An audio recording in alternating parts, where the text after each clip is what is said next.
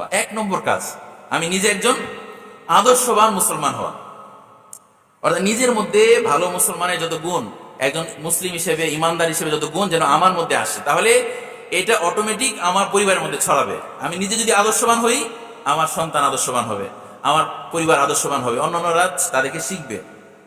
যেমন আমি আমার জীবন থেকেই ছোট্ট একটা উদাহরণ দিয়ে কথা হিসেবে বলছি। যেমন আমি আমার বাবার মধ্যে, আমার আব্বার মধ্যে আমি সততা এবং দায়িত্বশীলতার গুণ দেখছি ছোটবেলা থেকে, যার কারণে এই জিনিস আমাকে আকৃষ্ট করছে। আমি আমার বাবার জীবনে দেখেছি উনি সৎ মানুষ ছিলেন এবং দায়িত্বশীল মানুষ ছিলেন। এই জিনিস আমাকে আমার জীবনে এটা সহায়ক হয়েছে চিন্তা চেতনার ক্ষেত্রে এবং আমলের ক্ষেত্রে। আমার মায়ের মধ্যে আমি কোরআন শরীফ পড়া এবং দোয়া তাসবিহ আদায় করার গুণ দেখেছি, যে জিনিস আমাকে আকৃষ্ট করেছে। এটা উদাহরণ হিসেবে বললাম যে এই যে জিনিসগুলো আমি যখন ছোটবেলা থেকে দেখে আসছি, আমার মা এবং বাবার মধ্যে এই জিনিসগুলো আমাকে কিন্তু আকৃষ্ট করেছে এবং আমাকে এই কাজ করার ক্ষেত্রে উদ্বুদ্ধ করেছে। এখন আমি পরিবারের গার্ডিয়ান হিসেবে যদি আমি এটাকে অবলম্বন করি, এই গুণগুলো অবলম্বন করি, আমার সন্তান তা থেকে শিখবে। তো দ্বিতীয় কি করতে পারি আমরা বাচ্চাদেরকে, আমার সন্তানদেরকে, এখানে হয়তো অনেকে আমরা বাবা হয়েছি, অনেকে গার্ডিয়ান হয়েছি, আমার সন্তানদেরকে, আমার ছোট হয়তো ভাগনা ভাগ্নিকও হতে পারে, আমরা ইমানি গল্প বলবো, ইমানি গল্প শোনাবো, নবীদের গল্প, সাহাবীদের গল্প, সেখানে ইমানের শিক্ষা কি সেগুলো আমরা তাদেরকে শেখাবো।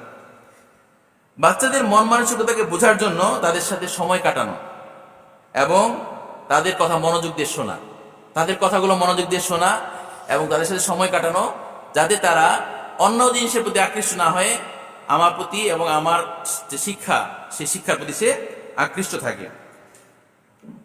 লেখাপড়ার ক্ষেত্রে আমার একটা সাজেশন হলো, মেয়েদেরকে উত্তম হলো ঘরে পড়ানো অথবা কোনো দিনই মাদ্রাসায় পড়ানো।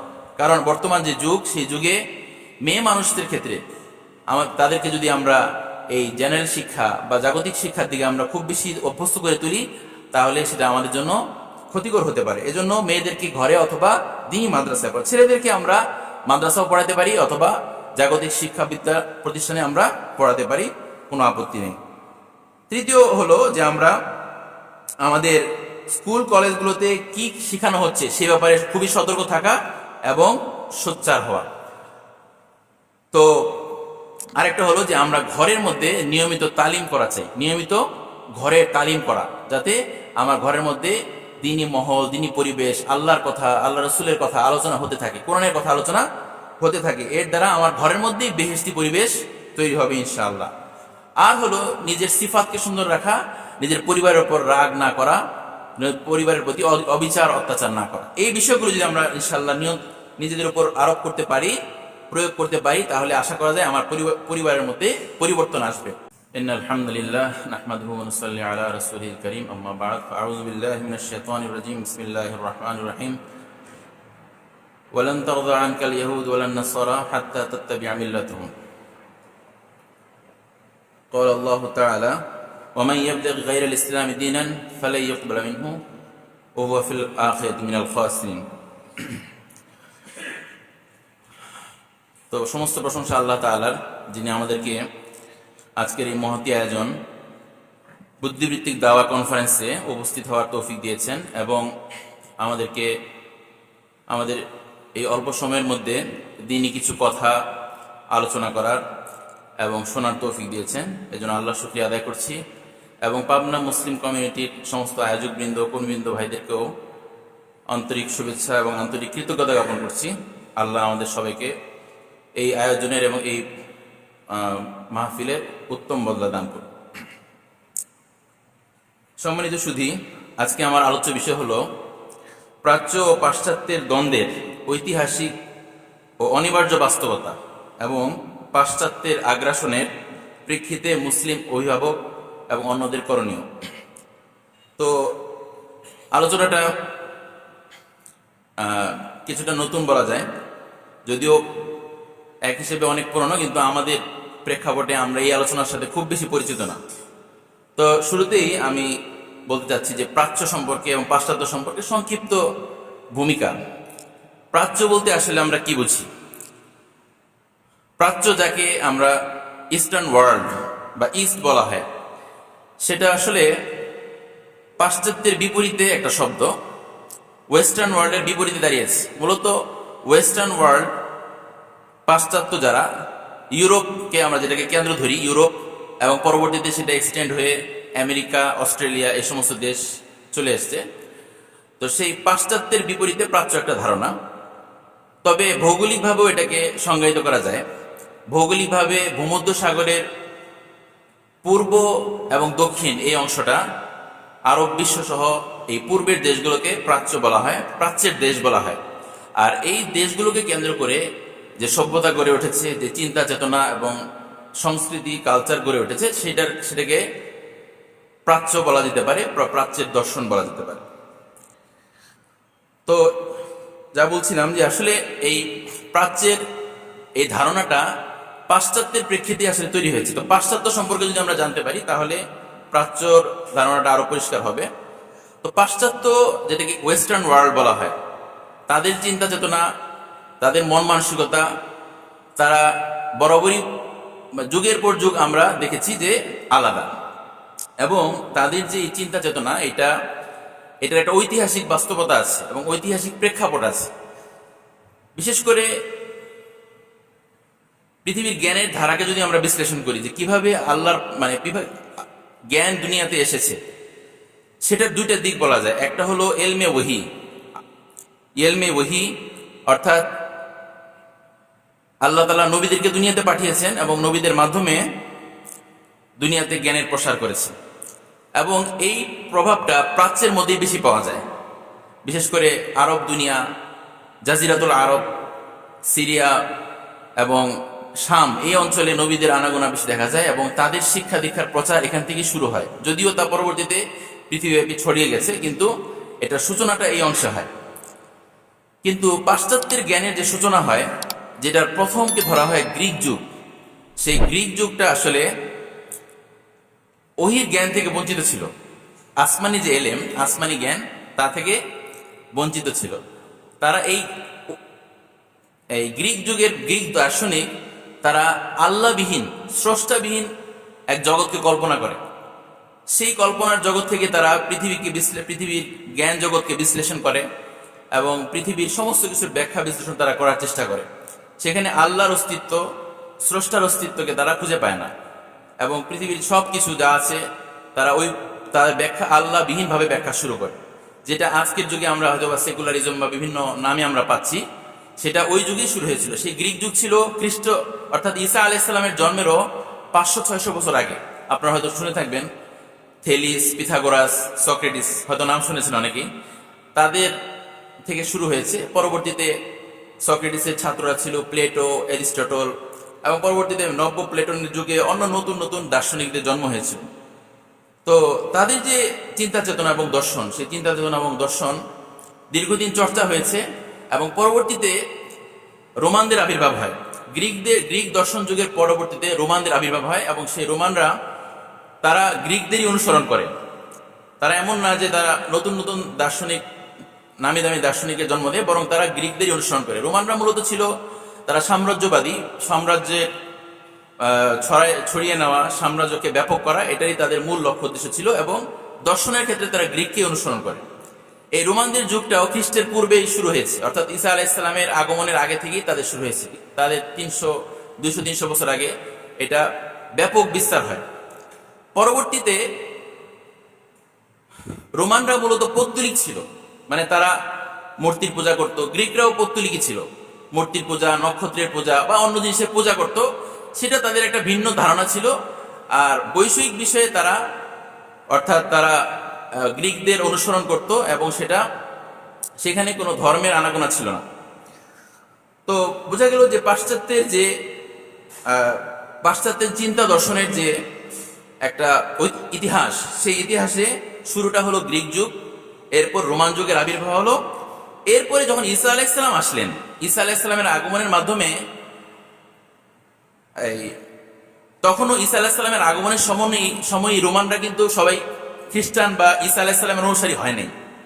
হ্যাঁ, কিন্তু ঈসা আলাইহিস সালামের আগমনের এবং ঊর্ধ্বারোহণের আরো প্রায় 300 বছর পরে রোমান বাদশা কনস্ট্যান্টিন, সে যখন খ্রিস্টান হয়ে যায়, তখন তার রাজ্য অর্থাৎ পুরা রোমান সাম্রাজ্য খ্রিস্টানদের দিকে ঝুঁকে যায়। অর্থাৎ তারাও খ্রিস্টবাদের দিকে ঝুঁকে যায়। যদিও সেই খ্রিস্টবাদ ঈসা আলাইহিসসালামের আনিত ধর্মের অনুসারী ছিল না, বরং বিকৃত খ্রিস্টবাদ ছিল, বিকৃত ধর্ম ছিল, সেদিকে তারা ঝুঁকে দেয়। তো পরবর্তীতে যা হয় যে, অর্থাৎ এরপরে তো আমাদের নবী হযরত মুহাম্মদ মুস্তাফা সাল্লাল্লাহু আলাইহি সাল্লামের আবির্ভাব হয়, আমরা জানি। ঈসা আলাইহিস সালামের প্রায় 600 বছর পরে ওনার নবুয়ত হয়।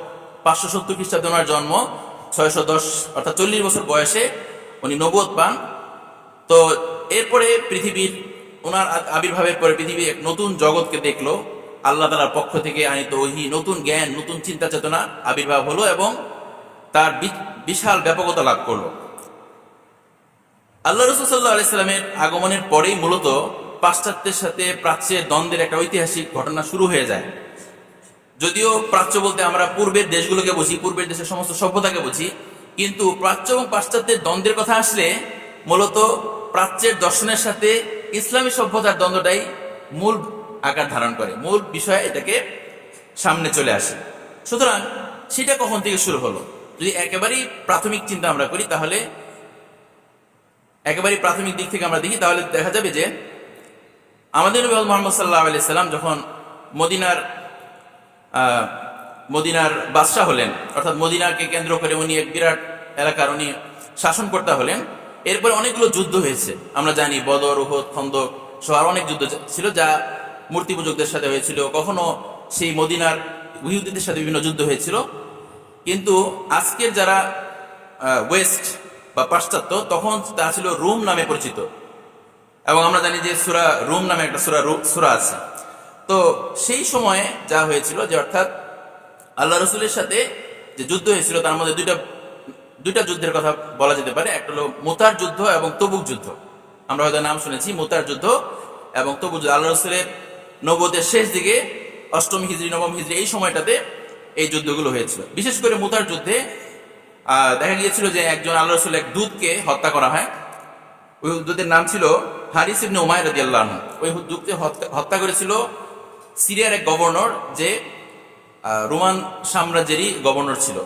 হত্যা করার কারণে আল্লাহ রসুল যুদ্ধের জন্য এক বাহিনী পাঠায়, 3000 সৈন্যের এক বাহিনী পাঠিয়েছিল, যেটা মুতা নামক বর্তমান জর্ডান এলাকায়, এই জর্ডানে এই মুতা সিটি আছে। তো সেখানে এই যুদ্ধটা হয়েছিল।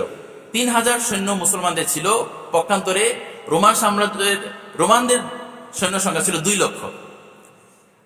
একদিকে 3000 আরেকদিকে 2 লক্ষ। তো বোঝা গেল যে বিরাট পার্থক্য। কিন্তু মুসলমানরা 3 জন সাহাবী, এখানে বড় বড় সাহাবী শহীদ হয়েছিল, আমরা জানি তাদের বিখ্যাত ঘটনা। হযরত যায়েদ বিন হারেসা, জাফর ইবনে আবি তালেব এবং আব্দুল্লাহ ইবনে রাওয়াহা, এই সাহাবীরা শহীদ হয়েছিলেন।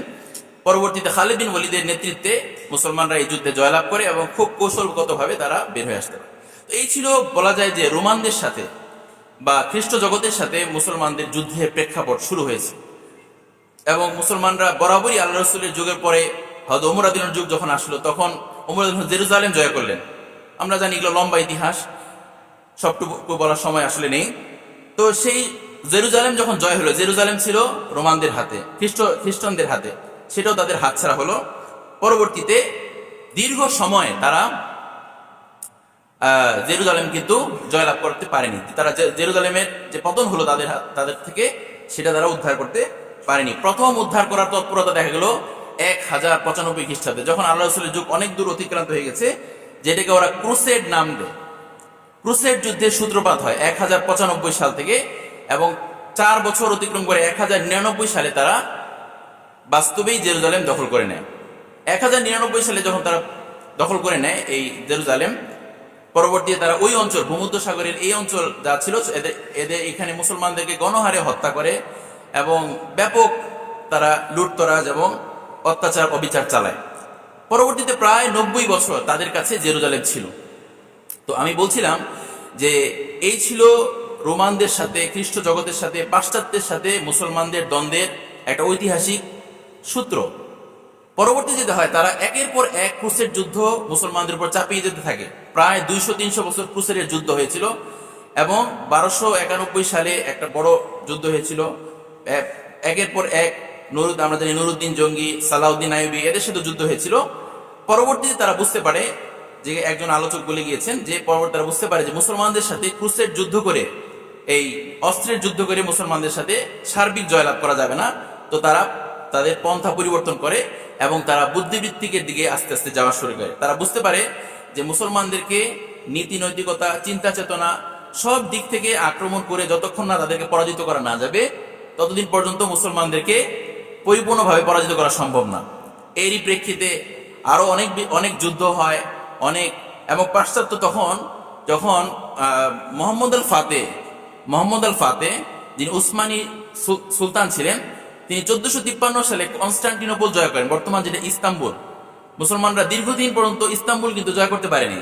1453 সালে উসমানী সুলতান মোহাম্মদ আল ফাতের মাধ্যমে এই জয়লাভ হয়। এবং কি হয় পরবর্তীতে এইখানে যে গ্রিক যারা ছিলেন, গ্রিক চিন্তা দার্শনিক যারা ছিলেন বা অর্থোডক্স চার্চের যারা বড় বড় ওই সময় পাদ্রী ছিলেন, তারা এখান থেকে সরে ইউরোপের একাংশ রাশিয়ার একাংশে তারা চলে যায়। তো সেখান থেকে তাদের চিন্তার মধ্যে ব্যাপক পরিবর্তন হয় যে মুসলমানদের সাথে আমাদের পারতে হলে আমাদেরকে জ্ঞান গরিমা এই লাইনে আগাইতে হবে। এবং পরবর্তীতে যেটা হয় যে ওরা দুইটা কথা বলা হয় যে রিফরমেশন এবং রেনেসা। রিফরমেশন অ্যান্ড রেনেসার যুগে তারা ঢোকে।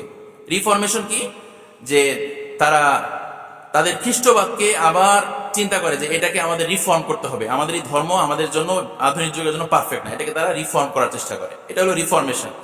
আর রেনেসা তারা এক ব্যাপক বিপ্লব সৃষ্টি করে সব লাইনে, চিন্তা চেতনা আধুনিকতা এবং বিজ্ঞান প্রযুক্তি সব লাইনে তারা ব্যাপক পরিবর্তন করে এই যুগটা এই সময়টাকে বলা হয় রেনেসার যুগ। তো বোঝা গেল যে এর মাধ্যমে প্রাচ্যের সাথে পাশ্চাত্যের দ্বন্দ্বের একটা শুরু হলো এবং এটার পরিণতির দিকে যেতে শুরু করলো। তো বোঝা গেল যে পাশ্চাত্য বরাবরই, ওয়েস্টার্ন ওয়ার্ল্ড বরাবরই প্রাচ্যের সাথে শত্রু ভাবাপন্ন ছিল।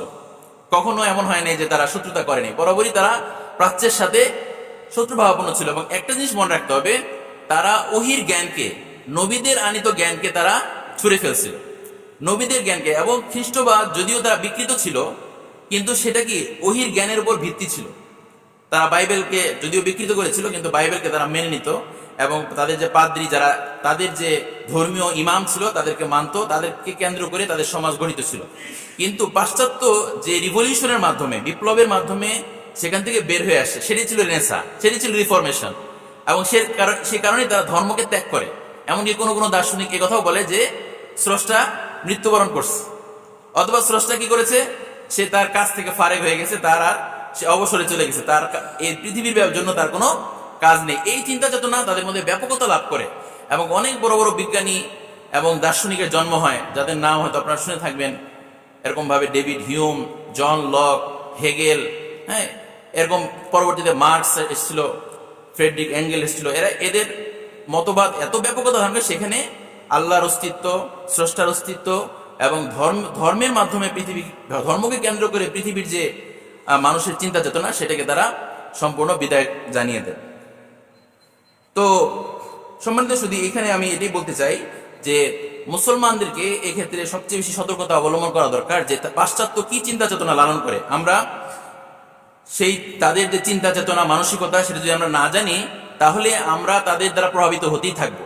এবং বাস্তবও তাই হয়েছে। পরবর্তীতে যা হয়েছে যে তারা সাম্রাজ্যবাদের মাধ্যমে পৃথিবীর বিরাট অংশকে দখল করে। আমরা জানি ব্রিটিশ সাম্রাজ্য, তারপরে এরকম ভাবে পর্তুগিজ সাম্রাজ্য, ফ্রেঞ্চ সাম্রাজ্য, তারা ব্যাপক পৃথিবীর প্রায় পুরো অংশই তারা দখল করে নিয়েছিল। এবং কলোনিয়ালিজম যেটাকে বলা হয়, সেই যুগে তারা তাদের চিন্তা চেতনা, তাদের ভাষা এই পৃথিবীর বাসীকে শিখায় এবং তাদের মন মানসিকতার দিকে মানুষকে আকৃষ্ট করার চেষ্টা করে। এখন এখান থেকে বের হইতে হলে আমাদেরকে যথেষ্ট সজাগ হতে হবে। আমাদের চিন্তা চেতনা মানসিকতা, এক তো আমাদেরকে সত্যিকার অর্থে ইমান, আল্লাহ রসুল যেই দিন ধর্ম নিয়ে আসছে তার প্রতি আস্থাশীল হতে হবে। দ্বিতীয়ত চিন্তা চেতনা এবং শিক্ষার ক্ষেত্রে আমাদেরকে অনেক বেশি সজাগ এবং সচেতন হতে হবে। তো আমি সেই লাইনে কিছু কথা বলতে চাচ্ছি যে আমাদের আসলে করণীয় কি। এই তো প্রাচ্য এবং পাশ্চাত্যের দ্বন্দ্বের তো ঐতিহাসিক বাস্তবতা আমরা জানলাম, আমাদের করণীয় কি। আমাদের করণীয় যদি আমরা চিন্তা করি, তাহলে প্রথমেই হলো আমাদের ইমানকে মজবুত করতে হবে। আল্লাহর প্রতি আস্থা, আখিরাতের প্রতি বিশ্বাস, এর ব্যাপারে চর্চা, এর ব্যাপারে আমাদের আলোচনা, পর্যালোচনা, এগুলো অনেক বেশি বাড়াইতে হবে। এবং আমাদের ইমান এবং আকীদা, বিশ্বাসকে মজবুত করতে হবে। যত ইমান এবং আকীদার যত ভাগ আছে, যতগুলো শোভা আছে, সবগুলোর ব্যাপারে আমাদের সজাগ হতে হবে। বিশেষ করে আমরা যারা নতুন প্রজন্ম, যুবক শ্রেণী, তাদেরকে এই ব্যাপারে ভাবতে হবে যে আমি আমার ইমান এবং আকীদাকে শুদ্ধ করা প্রয়োজন। এই ব্যাপারে অনেক অনেক কথা আছে, সেদিকে যাচ্ছি না। আমাদেরকে দ্বিতীয় জিনিস খেয়াল করা দরকার, সেটা হলো যে আমরা আমাদের কোরআনী শিক্ষার ব্যাপক বিস্তার করতে হবে। যে জিনিস আমাদের মূল শক্তি, পাশ্চাত্যের হাতে কোরআন নেই, আমাদের হাতে কি আছে? কোরআন আছে, আল্লাহর কোরআন আছে, আর রাসূলের সুন্নাত আছে। আল্লাহ রাসূল সাল্লাল্লাহু আলাইহি ওয়াসাল্লাম এই কথা বলেও গিয়েছেন যে তারাকতু ফীকুম আমরাইন লান তাদিল্লু মা তামাসসাকতুম বিহিমা কিতাবাল্লাহি ওয়া সুন্নাতুর রাসূলি, যে দুইটা জিনিস তোমাদের কাছে ছেড়ে গেলাম, যতক্ষণ পর্যন্ত তোমরা এই দুই জিনিসকে আঁকড়ে ধরে রাখবা তোমরা গোমরা হবে না। সেই দুই জিনিস কি? এক নম্বর হলো আল্লাহর কোরআন, আর দ্বিতীয় হলো আল্লাহ রাসূলের সুন্নাত। এই দুই জিনিসকে আমাদের অন্তরে ধারণ করতে হবে। কোরআনী শিক্ষার ব্যাপক বিস্তার করতে হবে, মক্তব চালু করতে হবে, প্রচুর গ্রামে গ্রামে, শহরে শহরে, মসজিদে মসজিদে মক্তব চালু করা এবং মুসলমানের সন্তানদেরকে মক্তবে কোরআন শিক্ষা দেওয়া। এরপরে যে শিক্ষা ব্যবস্থাকে ঢেলে সাজানো, আমাদের যে শিক্ষা ব্যবস্থা, এটা অনেক ব্যাপক কাজ। এর ব্যাপারে আমাদের মুরব্বীরা এবং আমাদের আকাবিরা ওনারা চিন্তা করছেন যে কিভাবে আমাদের শিক্ষা ব্যবস্থার মধ্যে ইসলামাইজেশন করা যায়, এখানে ইসলামী চিন্তা চেতনাকে ঢুকানো যায়, সেটার ব্যাপারে চিন্তা করতে হবে। সেই ক্ষেত্রে ওনারা কয়েকটা জিনিস চিন্তা করেছেন, যেমন আফটার স্কুল মক্তবের একটা চিন্তা আছে, ইসলামিক স্কুলের চিন্তা ওনারা করেছেন, এগুলো প্রাসঙ্গিক। এরপরে যেটা আমি বলবো যে গুরুত্বপূর্ণ যে জিনিস, সেটা হলো পারিবারিক শিক্ষা। পাশ্চাত্য সবচেয়ে যে জিনিসটাকে তারা গুরুত্ব দিয়েছে, মুসলমানদের পরিবার যেন ধ্বংস হয়ে যায়। এর জন্য তারা যে সমস্ত মতবাদ এখন আনতেছে, রিসেন্ট টাইমে আমরা জানি হোমোসেক্সুয়ালিটি বা সমকামিতা মতবাদ, এটার ব্যাপক বিস্তার হচ্ছে। এটার উদ্দেশ্য মুসলমানদের পরিবারকে ধ্বংস করে দেওয়া। পরিবার বলে যেন কিছু না থাকে, ইন্ডিভিজুয়ালিজম, প্রত্যেককে যেন ব্যক্তি ব্যক্তি হয়ে যায়, কারো যেন বাবা মা পরিচয় না থাকে, সন্তানের পরিচয় না থাকে। এর দ্বারা প্রত্যেক ব্যক্তির উপর তারা পুনঃ নিয়ন্ত্রণ করার সুযোগ পাবে। কিন্তু মুসলমান যদি পরিবার হিসেবে থাকে, গোত্র হিসেবে থাকে, তাহলে তাদেরকে সেই নিয়ন্ত্রণ করা সম্ভব হবে না। এজন্য তারা পরিবারের ব্যাপারে, তারা পরিবারকে ধ্বংস করার চেষ্টা করেছে। আমাদেরকে করতে হবে কি, পারিবারিক শিক্ষাটাকে, পারিবারিক দিনী শিক্ষাকে গুরুত্ব দিতে হবে। এই ক্ষেত্রে আমি বলতে চাচ্ছি যে আমাদের পারিবারিক শিক্ষা আসলে কি হওয়া উচিত, সেই ক্ষেত্রে আপনাদের কিছু আলোচনা এখানে আনছি।